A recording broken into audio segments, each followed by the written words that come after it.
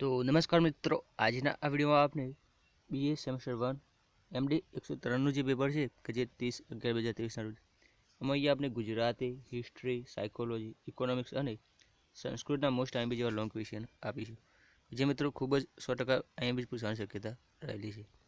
જેમાં સૌપ્રથમ વાત કરીએ કે ગુજરાતી પેપર જોઈ શકો એમડી 103, એમાં તમારે કોઈ પણ એક સબ્જેક્ટ વિશે સમજાવવાનો છે. 3 સબ્જેક્ટ આપેલા છે.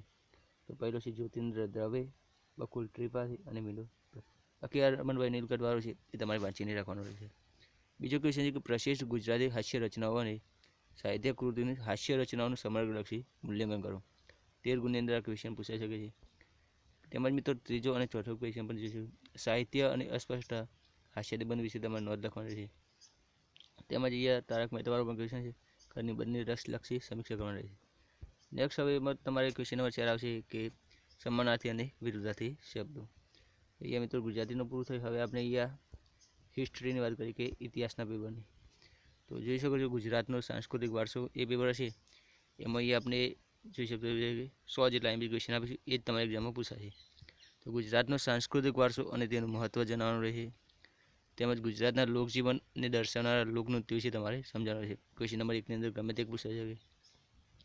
ક્વેશ્ચન નંબર 2ની અંદર ગુજરાતની નાટ્યકલા તેમજ મહત્ત્વના નાટ્યકારો વિશે તમારે માહિતી આપવાની રહેશે.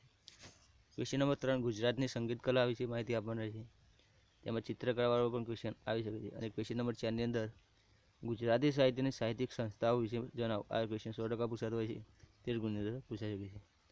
નેક્સ્ટ હવે આગળ જોઈએ કે કઈ પેપર છે કે સાયકોલોજીનું. તમે સ્ક્રીન પર જોઈ શકો છો. શૈક્ષણિક મનોવિજ્ઞાનની વ્યાખ્યા આપી તેના હેતુઓ સમજાવો.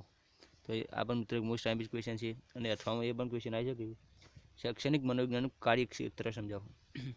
તો કાર્યક્ષેત્રવાળો પણ ક્વેશ્ચન તમારે પાકો તૈયાર કરવાનો છે. ગમે તે એક પૂછાઈ શકે.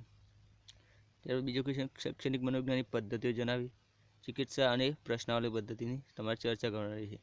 આ બંને પદ્ધતિઓ તમારે પાકી તૈયાર કરી દેવાની, એટલે ગમે તે એક પૂછાઈ શકે. અસરકારક શિક્ષણની પદ્ધતિઓ જણાવો કે જે છે તેના વિશે તમારે સમજાવવાનું રહેશે. ક્વેશ્ચન નંબર 3 આવે કે શિક્ષણના નિયમો અને વર્ગખંડમાં તેની ઉપયોગિતા જણાવો. ક્વેશ્ચન નંબર 4 ધારણા એટલે શું, તેની અસર કરતા પરિબળો જણાવો. અને સારી પરીક્ષાની લાક્ષણિકતાઓ જણાવો. તો આ ક્વેશ્ચન પણ 13 ગુણની અંદર પૂછાઈ શકે. સંસ્કૃતમાં તમારે ક્વેશ્ચન નંબર 1ની અંદર 3 શ્લોકોનો અનુવાદ આવશે. 5 આપેલા એમાંથી 3 લખવાના. ત્યારબાદ સસંદર્ભ પણ 5 આપેલા એમાંથી 3 લખવાના. ક્વેશ્ચન નંબર 3ની અંદર તમારે મહાકાવ્યના લક્ષણો જણાવી કુમાર સંભવનું મહાકાવ્ય તરીકે મૂલ્યાંકન કરો. આવું ક્વેશ્ચન લોંગ ક્વેશ્ચનની અંદર પૂછાઈ શકે. અથવા ક્વેશ્ચન નંબર 3ની અંદર એવું પણ પૂછાઈ શકે કે 5મા સર્ગનું એટલે કે 5મા અંકનું રસ દર્શન કરવું, એવું પણ ક્વેશ્ચન આવી શકે. ટૂંકની અંદર તમારે પાર્વતીનું પાત્ર લેખન, બ્રહ્મચારીનું કથાનક અને કાલિદાસની કૃતિઓનો પરિચય 3 પાકી તૈયાર કરવાની. અને એમસીક્યુ આવે તો 12માંથી તમારે 10 લખવાના રહેશે. આ પણ સંસ્કૃતની વાત કરી. હવે વાત કરીએ કે ઇકોનોમિક્સના. આ લાસ્ટ મિત્રો આવે છે ઇકોનોમિક્સનું પેપર, કે જેમાં અર્થશાસ્ત્રની વિવિધ વ્યાખ્યાઓ જણાવી તેની વિગતે સમજૂતી આપો.